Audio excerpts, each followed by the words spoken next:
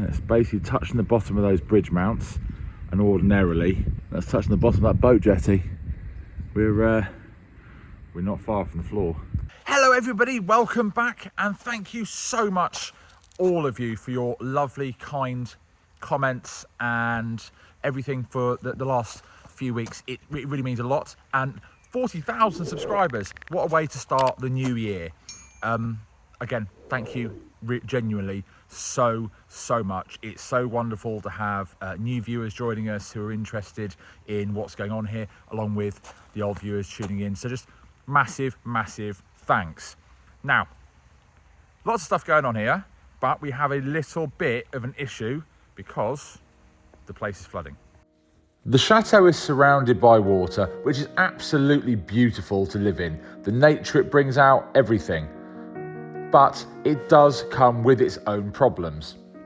The top lake is fed by a stream, which then in turn fills the moat and the lake surrounding the house. This then exits and goes under the front drive to the lake in the front, and then that then rejoins the water system. The problem is that over the years, this place has been left to be very overgrown, with all of these trees and bushes lining the banks where they shouldn't be, as you can see from the old photos, and these block up the water system and create huge problems. The result is hugely raised water levels when these block up, which can damage the chateau or the chapel. There, my big long stick, that's a huge tube, which is an overflow tube. Stuff goes across that, goes under the driveway out into the front lake, and you might just be able to see that ring around the edge underneath the water. That's how much higher than it's supposed to be for the whole moat and lake. So I need to get that unblocked. You have this flow, I mean there is water coming out, and that's flowing into the front lake, but it is nowhere near the sort of speed we need.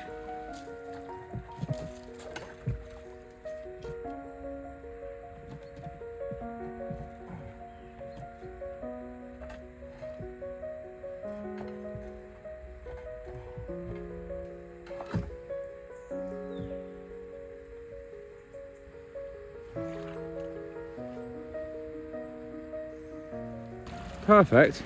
It is not. That should be breaking through and flowing through and flooding that little area down there. It's much better than it was, and hopefully the water flow will mean it will break through whatever blockage is down there. So with a little luck, now more water is flowing. The weight and the flow of that water will push through the blockage, hopefully. That's what it has done before. I was kind of expecting a huge rush, but I'll take whatever I can get. It's more water than it was going before, so hopefully that will stop the flow, because at the moment the rain just isn't stopping, and neither is the water filling up the moat and the lake. Of course, this is why, and you look at those old photos of this drive, all of these bushes and all of these trees and everything around this place wasn't here. The moat, the system to get rid of the water, cannot handle all of this debris that ends up in there, and it's a complete pain, which is why we're getting stuff back here so we can see the fencing. But it's important to try to do what we can to make sure this little system is sorted. Now we need to lose a lot of water, but it's nice to stop and take the view in just every so often. The day turned to a pleasant evening. The rain had stopped and the moat was emptying nicely, so I thought the problem was solved, but unfortunately I was wrong. So actually the moat did start draining away. Thought nothing of it, hadn't finished the video because I was going to get a picture or come down and then move on to something else. And then we had torrential rain, and it's all really high, and now it's actually dangerous. The bridge I built all the way over there is actually almost underwater. This is the Swan House where I hide the boat for the winter, and this is usually, this is usually completely out of water, which is why that oar's flown off. And that bridge I can usually sail under, so I'm now going to need to get this out and try and get to those big outflows, because at this rate the house is going to flood. This isn't actually just over dramatised for YouTube, I do apologise, but I'll give you a really good example of how high it is. It's basically touching the bottom of those bridge mounts, and ordinarily you can see in these other shots just how much space there is. That's touching the bottom of that boat jetty. We're not far from the floor. That tree that fell in, which is usually quite visible, is well underwater. It's literally the edge of the ground there. It's coming up onto the land on the edge. Yeah. And now I'll just get in there to find the outflow. Let's do this. Hopefully you can hear that sound coming up now. That's actually a little whirlpool forming because I am stood on top of the exit.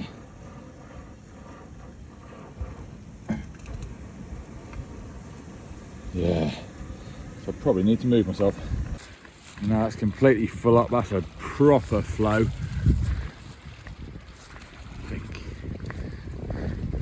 you can probably even see the flow into the small lake there. There you go, we can really see it flowing into there. Hopefully that won't get blocked up. Obviously, I've been through this before. This is probably the worst it's been ever. And it's really bad timing. But that is exactly why all of these trees along the banks, all these bushes shouldn't be there, because it's that stuff that drops in that blocks this stuff up. It's another day, the sun's shining and the water levels are down. Hopefully the problem is solved now.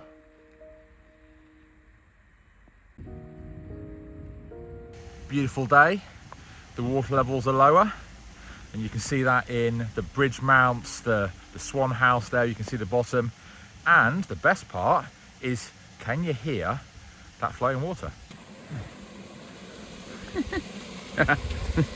Well, that was literally underwater by quite a lot, and now you can see it. So let's go and make sure it's unblocked and probably rescue that boat, I think. You see? Now that's flowing well. That's the part that to unblock. Good. All good. So we've got a crisis averted. It's not the first time it's happened. And why does it happen? What are the biggest problems with a place like this? People. People who have lost the information and the knowledge that went with these places right at the very start. You can't have a place that was on this size, who had this many staff, who had their own individual jobs. That knowledge disappears with those people. Those tunnels, why were they there? Gone. The people that put them there, gone, not documented. The banks of the river, you know, of the moat, don't put anything there because it'll block up these outflows and the root system will destroy them. Long gone. Someone just wanted something that looked pretty in those banks. And then the people after that didn't want to cut them back because they wanted some more privacy, because all the land had been sold off. It goes on and on and on, and that's why I think I love places like this and so much history, trying to find it and document it again.